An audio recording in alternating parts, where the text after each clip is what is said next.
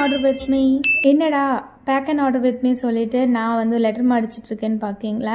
S, இந்த customer நம்மக்கிட்ட customise order தான் கேட்டிருந்தாங்க. இந்த ஆர்டர் ரொம்பவே எனக்கு ஒரு ஸ்பெஷல்.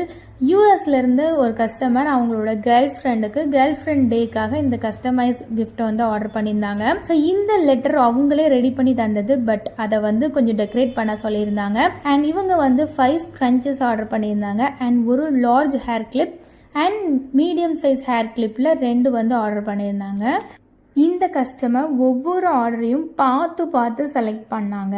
கிளிப்பில் இருந்து எல்லாமே அவங்களே செலக்ட் பண்ணாங்க.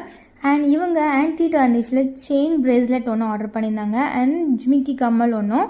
அண்ட் அவங்க இந்த ஃபோட்டோவை சென்ட் பண்ணி இந்த ஃபோட்டோவையும் அதில் வைக்க சொல்லியிருந்தாங்க. ஸோ அவங்க சொன்ன மாதிரி நம்ம எல்லாத்தையுமே வச்சாச்சு.